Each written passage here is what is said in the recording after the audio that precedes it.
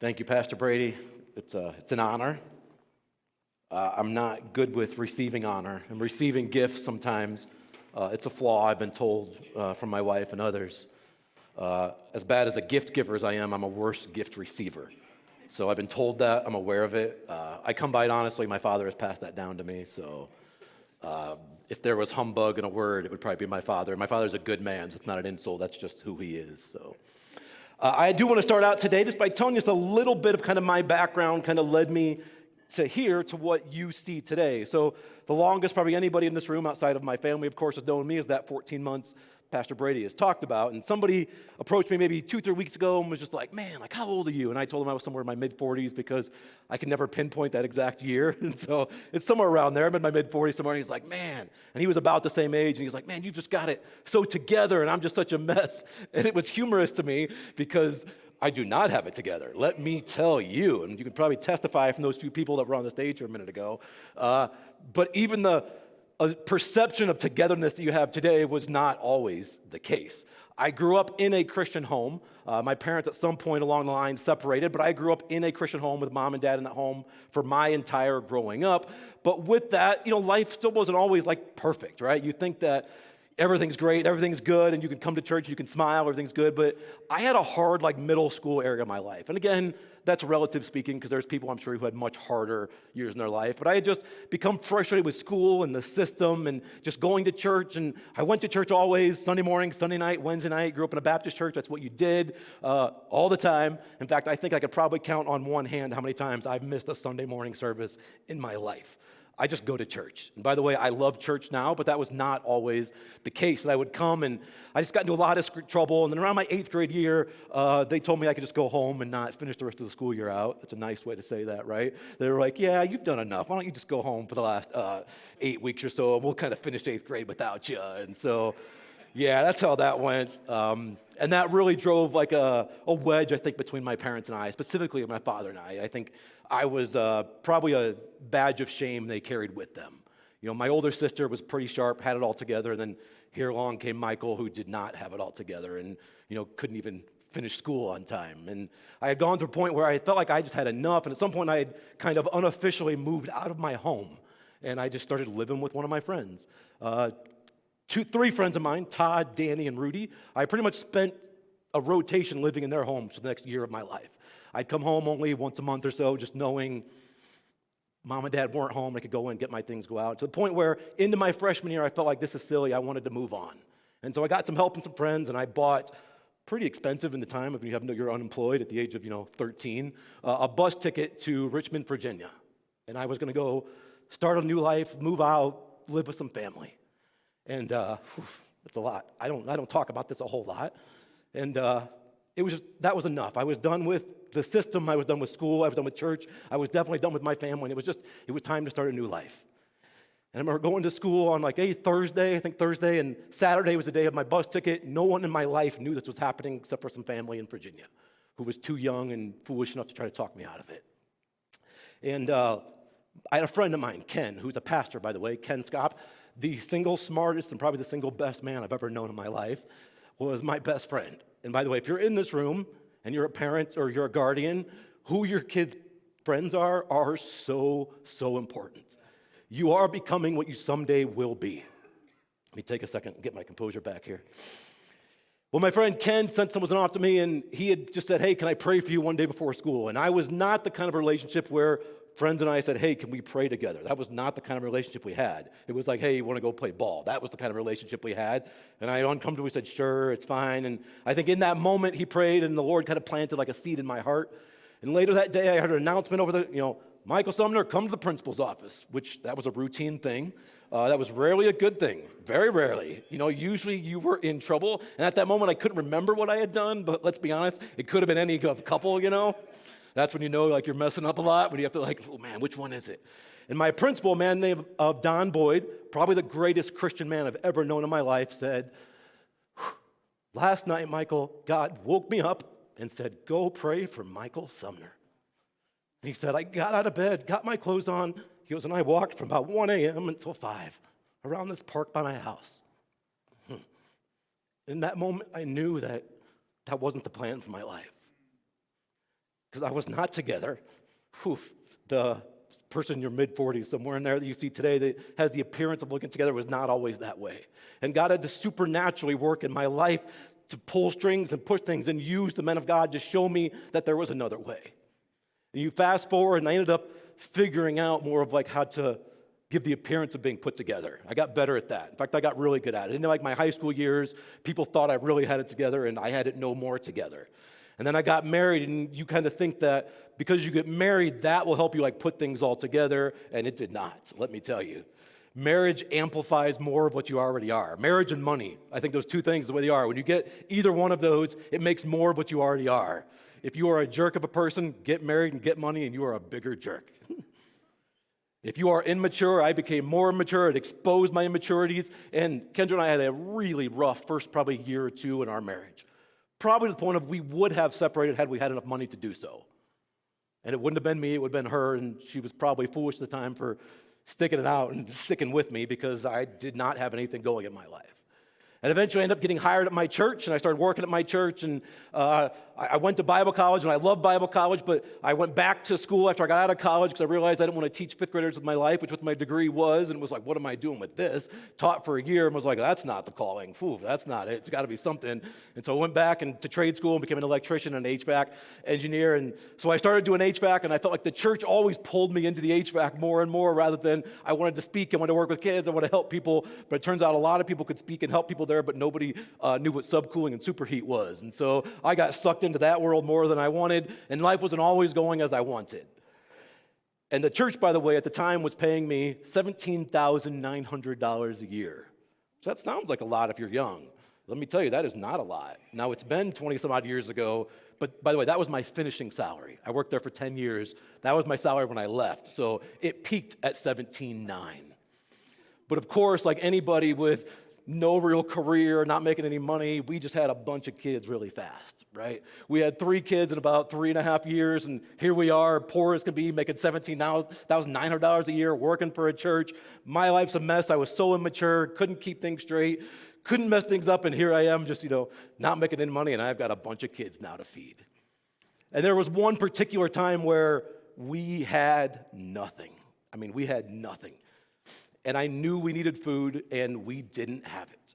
And it was one of those like things where you hear these stories, and you don't know people that happened to them. Well, this happened to me where literally we got like the ding-dong buzz at the door of our $500 a month apartment we lived in, and it was as nice as that sounds. It was that where it kind of cut out, You go to it, hello, and of course that didn't work. It never worked, so I don't know why we always pressed it.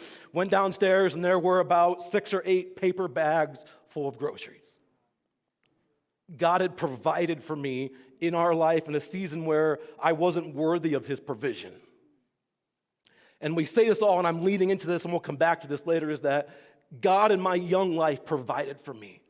And he made a way where there was no way. And I've seen it, and I think my prayer, and we'll get to this because of closing, is that he'll do it again in my life.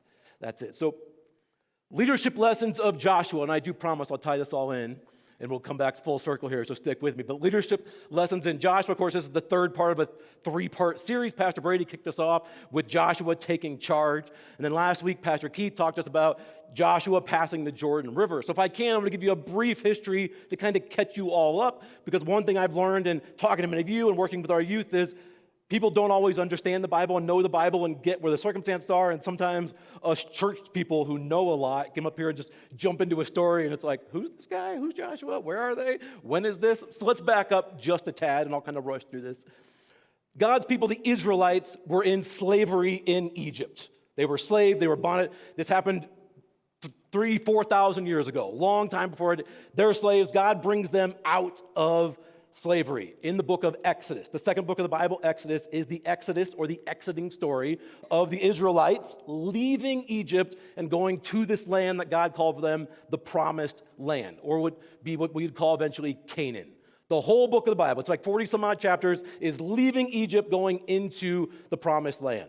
Moses was the person that was leading the Israelites. Who's heard of Moses before? Raise your hand if you haven't, just so you'll fit in with everybody. There we go. All right. God forbid you don't know who one of these people are. Yeah, these Christians will get you. So Moses, who led God's people, about 1 million people or so, by best guesstimates, he leads them through a bunch of plagues and these crazy scenarios out of Egypt. God splits what's called the Red Sea, this huge sea, and they walk across on dry ground. And the sea is so large that when they get across, the sea closes and kills the entire Egyptian army behind them.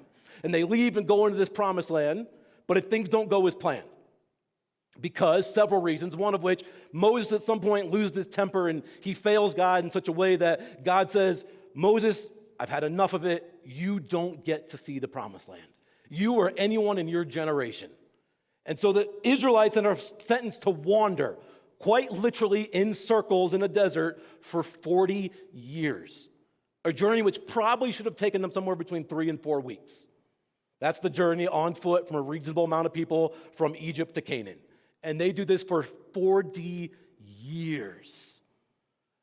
I believe with all my heart there's lessons we have to learn in life, and God is going to make us learn those lessons.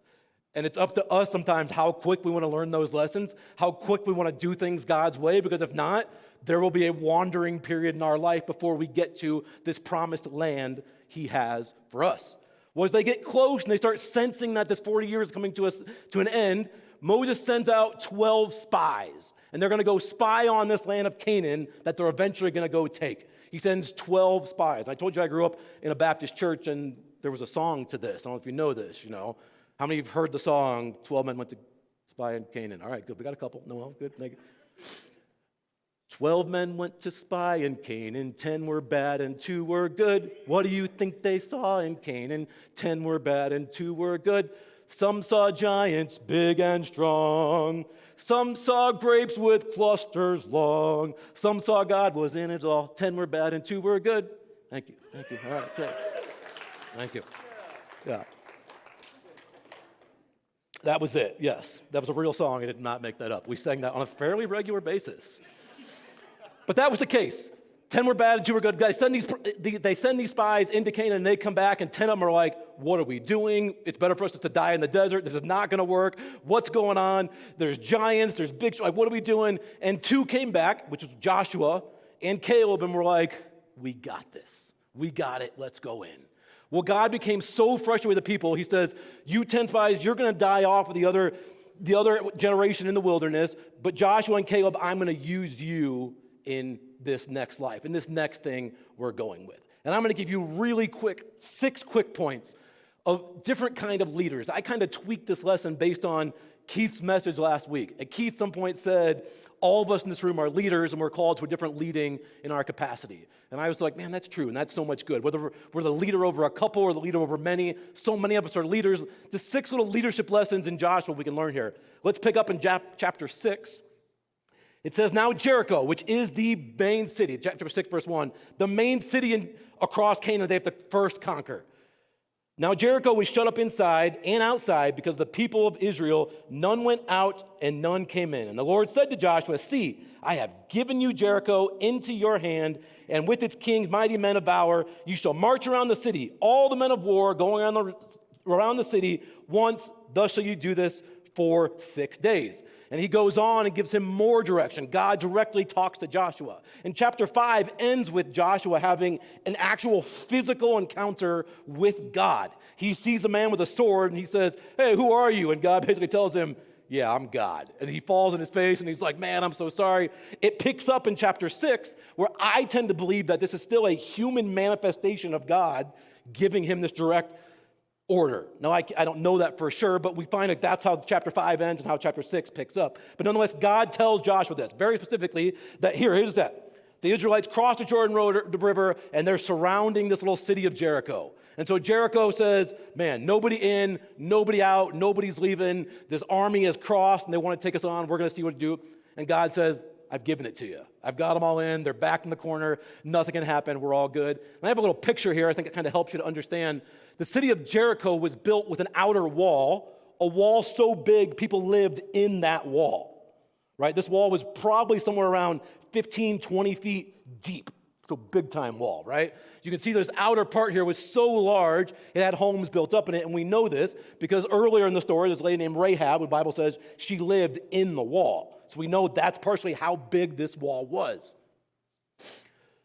Group of leaders, the first of which would be new leaders. So the people that left Exodus, during the Exodus story, left Egypt, saw unbelievable miracles of God. They saw manna being appeared on the ground every day. They saw the plagues that brought them out of Egypt, from frogs, the blood, the flies, the turbulence. They saw all this madness in Egypt. They saw God split the Red Sea where there was no way. He made a way where there was no way. They saw that. They crossed the Red Sea on dry ground. They saw the waters close, swallow up entire army. It was unbelievable, right? It was just, they had seen this. It was awesome. It was crazy. The things they had done. Well, the problem is all of those people had died and they were gone.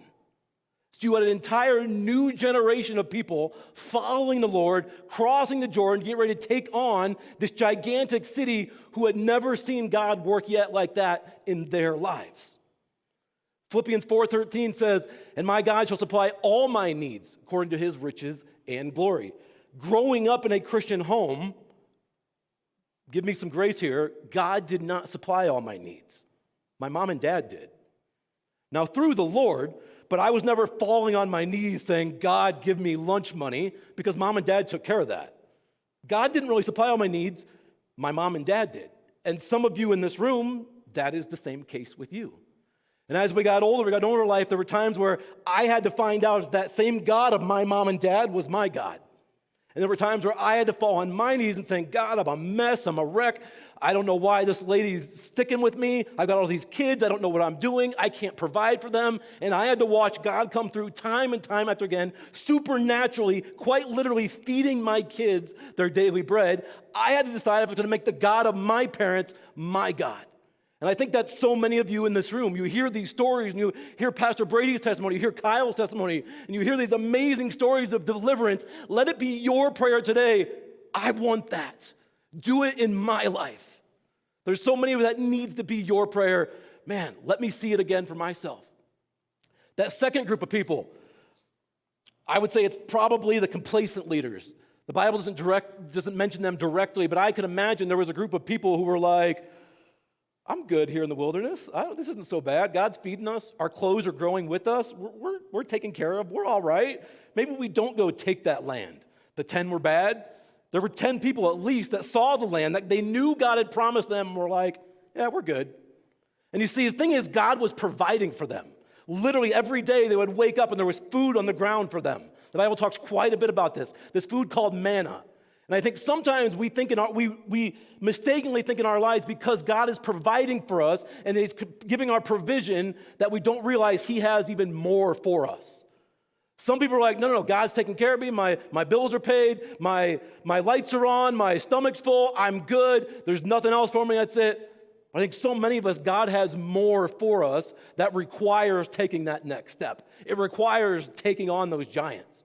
Don't be the complacent leader who's just good hanging out in the wilderness. Now, this is an easy one for me to not do because I am not a survivalist. Like, I consider myself like a man's man. Like, I don't do things because I think they're feminine sometimes, even though I probably should. Like, I don't know why I have this thing where it's like, yeah, I can't do that. I'm doing this. Like, I was having some back pain last week, and somebody said, "You should go to a chiropractor." And I said, "Like a lady? Like, is that what we're doing?" And people were like, "No, like men go to chiropractors." And I was like, maybe they do, but if my dad found me doing that, he'd come find me, and we're men. We don't go to chiropractors, right? We live in pain like men, right? We just suppress our pain down until it's, debilitating. We can't walk around. That's what we do because we're men. So that's the sick mentality that I have. So I consider myself a man, but like I'm not a survivalist, right? Have you ever tried starting a fire with nothing? Let me tell you, that's not easy. Like, I can't even do it in my fire pit in my yard. Like, we got mounted in underground gas so we can just turn a click and ours comes on outside, right? That's our fireplace, right? And it doesn't light sometimes, and it's like, oh my gosh, what do we got to do? And it's like, I guess we get a lighter and light it like the old way, like, I'm a mess. So I could not do this. I'm not a survivalist, so that would not be me but hanging out in the desert. But you get the idea. Some people are willing to do that. You're lighting your own fires, starting fires by scratch in the desert when you have this land of milk and honey, pure bliss beyond these walls, but you stay in the desert because you're scared of the giants that are between you and that desert.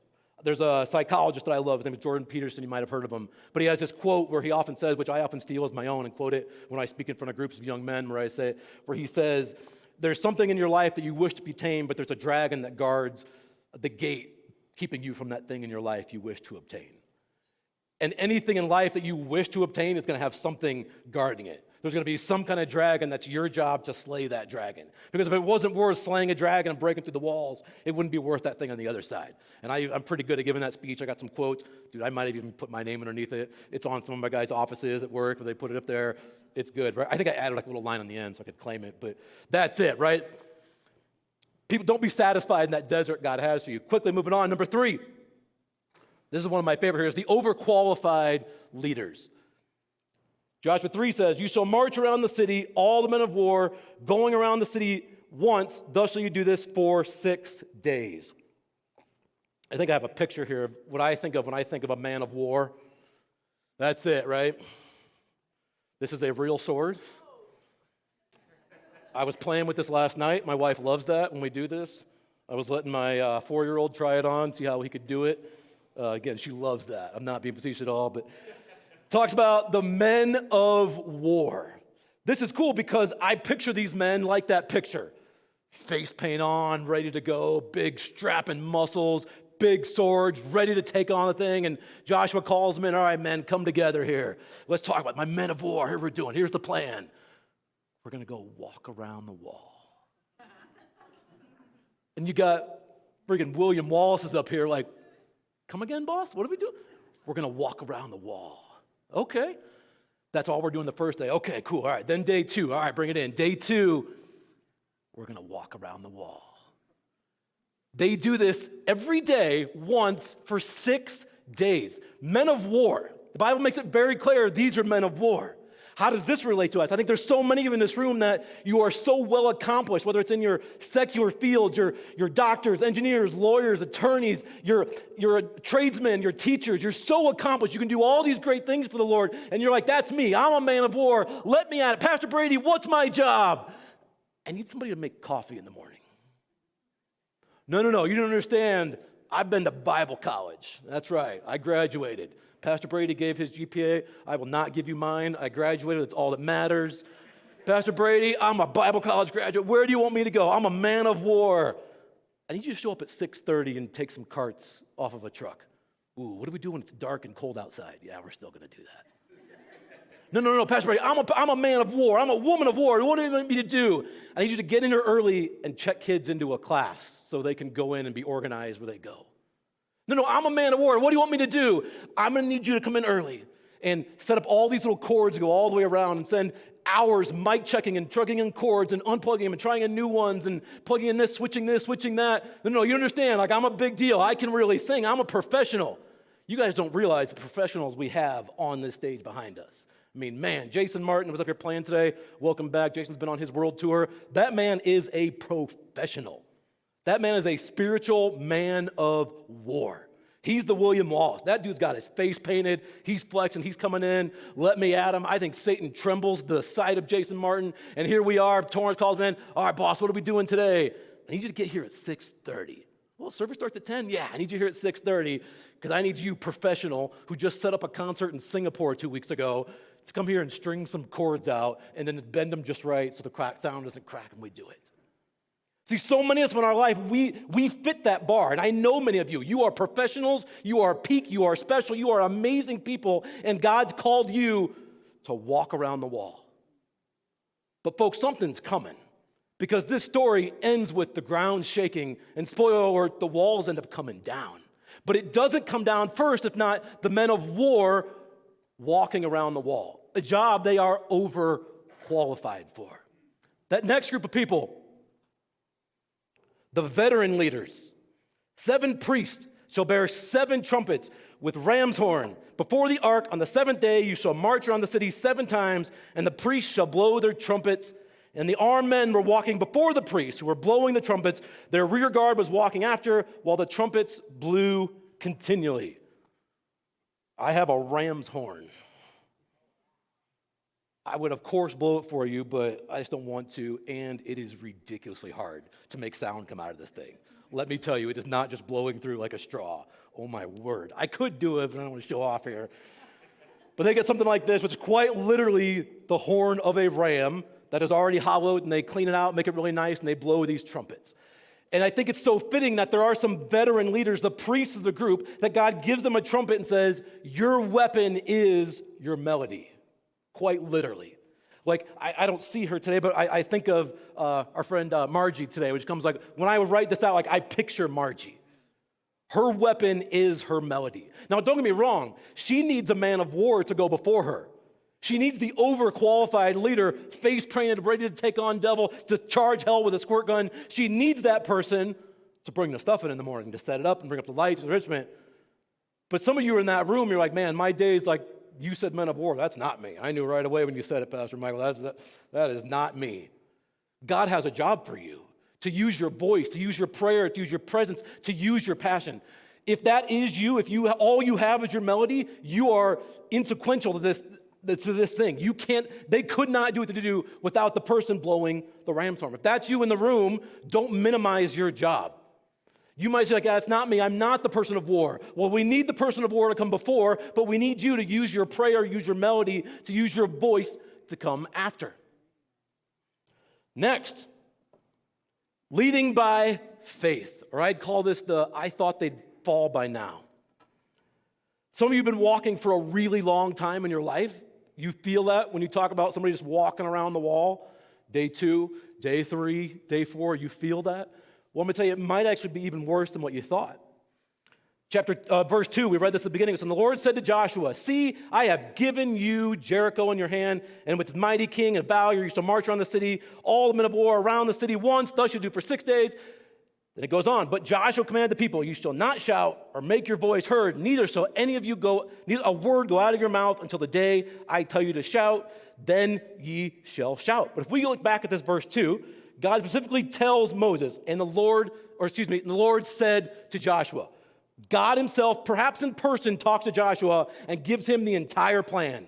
Here's what it is. We're going to walk around the city once each, every day for 6 days, and on the 7th day, we're going to walk around 7 times. Now, the priests are going to be blowing their horns continually, but not a word out of anyone else. Literally not one word. They walk around the city for 7 days. He gives them the whole plan, which is really cool. But if you skip down to a verse, Joshua addressing his people, he says, but Joshua commanded the people, you shall not shout, make your voice heard, neither shall your word go out of your mouth until the day I tell you to shout. I take this to mean Joshua had a very specific message from God. This is what we're doing. Joshua tells the people, walk until I tell you. They've been walking once for 6 days, keep in mind, once. This is day 7. He brings in those men of war. Here we go. And what's the plan? This time we're going to walk until I give you the signal, and then we're going to shout, and these walls are going to come down. It's going to be epic, right? He goes, man, it's going to be great. Okay. So I imagine in my mind, these men of war, they're walking like they're itching. Here we go. They go one time around. They're looking at Joshua like, is this it? No? Okay. No. We're going to keep walking. All right. Okay. And they go around this wall a second time. Time 2. In my mind, I'm imagining, is that cue? I'm ready. There's no cue. They do this a 3rd time, and a 4th time, and a 5th time. We have something in our life. We have a gate guarded by a dragon that's keeping us to something, that land of milk and honey that we have to obtain, but what we have to do to get it is keep walking. And some of you in your life, you've probably been feeling like, man, Pastor Mike, I've been walking for a long time. I've been walking for a long time. Folks, let me tell you, if this is you, you thought they'd fall by now. I know there were times in my life where I was just walking. Hypothetically, I was just walking, knowing that these walls could fall, knowing that God had something bigger for me. And I was just walking. There were times where my legs felt weary, and I was tired, and I was frustrated, and I was emotional, and like the tears and the prayers, and it didn't seem like God was answering them, but I just had to keep walking. Folks, God's got something in your life, but if you stop walking, you will never see it. The walls of Jericho are going to come down in your life. God is going to give you that promised land he has for you, but you will not get it if you stop walking. It's so important. This last group here, the Do It Again group. I started off by this saying that I felt like in my life God had done some supernatural things. And I saw as like someone in my early 20s, a young married man, just a mess of a life, couldn't figure things out. On the outside, working for a church, married, had kids, kind of looked like I had it together, and I had nothing together. I had to decide if I was going to make the God of my parents, the God of my pastor, my own God. Folks, whether that's you today, that maybe you saw God happen a long time ago, but maybe it's been a while. When I was working through this, I feel like, man, the Lord spoke to me. My wife and I have worked really hard. Really hard the last 2 decades of our life. And we have built a life for ourselves with the Lord, of course. I deserve nothing that I have. But man, there's some times where maybe I don't need God like I used to. I haven't had to pray for groceries on my steps in a while. My prayer, building this out, talking about this, was that God would again use me in his life. And folks, let me tell you, Michael Sumner is working on some things that I'm about to make life harder for me, because I'm doing that in the purpose, because I want to see God do it again in my life. If you're in this room and you hear these people talking, you hear Brady and Kyle and Keith, and you hear all these stories, these people, and you're like, man, that's amazing. Do it in my life. Man, like, I've needed food. No one's ever left food on my doorstep. Keep walking, folks. Let that be your prayer. Do it again in my life. Man, you tell me, man, that's crazy. Michael, that you were about to leave town. You were heading on the way. You were leaving. You were heading off. And somebody supernaturally intervened in your life. Man, I want that to happen in my life. Let that be your prayer. Do it again. These people who had seen, they had heard the stories, they had heard the myths and the lore of their parents talk about, man, you should have seen it, kids. We were running from this Egyptian army, and there was a wave, there was a sea, and we knew we were dead. In fact, some of us around us were saying, man, we should have just stayed as slaves. But man, kids, you should have seen it. Moses, our leader, had this stick, and he hit the water. Kids, it split. The sea split, and we saw our way out. And we walked across this ground, and it wasn't even muddy, it was dry. And we had no less gotten out of the water, and the waves came crashing down. And it drowned this entire army, the greatest army the world had ever seen. It drowned them, and we had a path, we had a way out. If you've heard those stories, and you're like, man, that's amazing, have your own Red Sea miracle in your life. Bring on Jericho, because those 12-foot, 15-foot walls, the people marched around them 7 times in that day 7. And after that 7th trip, Joshua gave the signal. And the Bible says the ground began to shake and the walls fell flat. The Bible uses the word flat. I don't know about you, but flat is a pretty clear, pretty explanatory word. They fell flat. These walls that were insurmountable fell flat. God is going to bring that down in your life. Let your prayer be, do it again, but it only happens again if you keep walking. Church, keep walking today. As our band leads us, keep walking. You know what that is in your life. You know what that wall is in your life. You know what that giant is in your life. We all have our own. Keep walking. Do it again. Let's let that be our prayer. Do it again.